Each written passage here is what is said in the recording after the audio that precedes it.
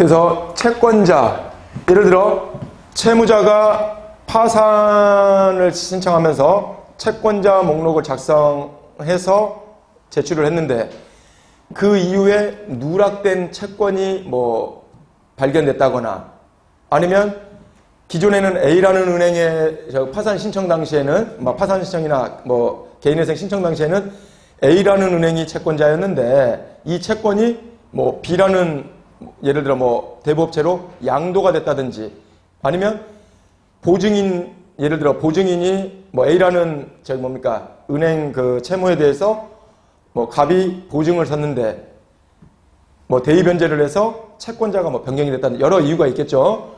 그 다음에 채무자가 그 제출했던 금액하고 그 이후에 채권자가 그 확인한 금액하고 금액이 달라서 채권자가 금액을 채권자 목록상에 채무 금액을 수정해 달라고 뭐 요청을 하든지 여러 가지가 있습니다.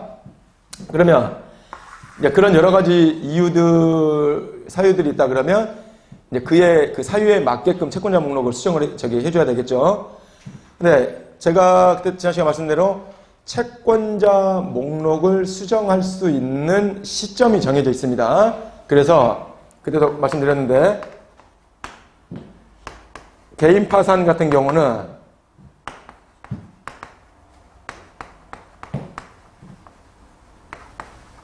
면책 결정 전까지 채권자 목록을 수정할 수 있다고 말씀을 드렸습니다.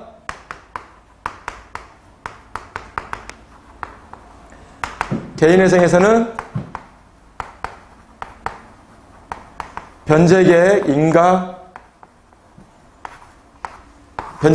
결정 전까지 말씀을 드렸죠. 그래서 이 시기가 넘어가면 채권자가 누락된 상태에서 파산 같은 경우는 면책 결정이 확정이 돼버리면 그 이후에는 누락된 채권자라든지 채권자 목록을 수정할 수 없다고 추가를 못한다고 말씀드렸습니다. 그렇기 때문에 누락된 채권을 추가할 수 없기 때문에 그는 별도로 변제를 해야 되는 문제가 발생할 수 있다고 그랬습니다. 그나마 파산에서는 고의가 아닌 과실로 누락했다는 사유를 소명해서 좀 이따 제가 말씀드리겠지만 면책확인 소송이라든지 뭐 청구의 소송으로 다퉈볼 수 있지만 개인회생에서는 채권자가 누락된 상태에서 변제계획 인가결정이 나고 인가결정이 확정이 돼버리면 뭐 고의든 과실이든 선의 악이 불문하고 채권자 그 면책의 효력을 주장할 수 없다고 말씀을 드렸습니다.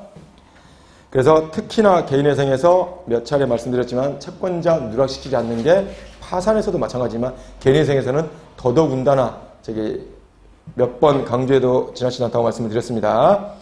그래서 이제 채권자 목록 413페이지 그래서 채권자 목록 수정허가 신청 이 양식도 어떻게 정형화되어 있는 양식입니다.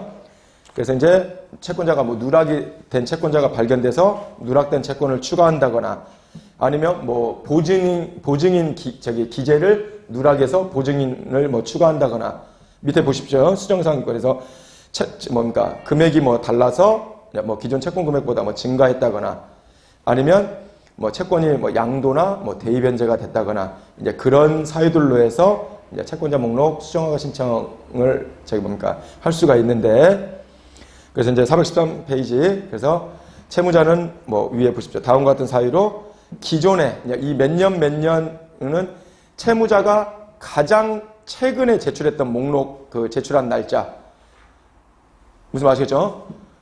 그러니까 예를 들어 신청 당시에 지금 채권자 목록을 4월 20일 날 2017년 아니 2019년 4월 20일 날 신청을 했다. 근데 그 이후에 지금 시점에 채권자 목록을 수정한다 그러면 법원에 제출되어 있는 지금 현재 채권자 목록은 4월 20일 날 제출했던 게 제출이 되어 있겠죠. 그러면 2019년 4월 20일 기 제출한 개인 파산 채권자 목록에 별지와 같이 수정하고자 하오니 이제 허가해달라는 내용들 거기서 이제 해당 사유에 표기하고 그래서 누락된 채권의 추가다.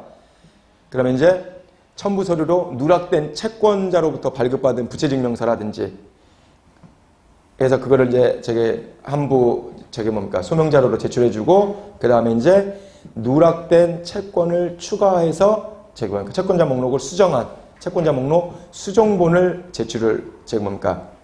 해주는 겁니다.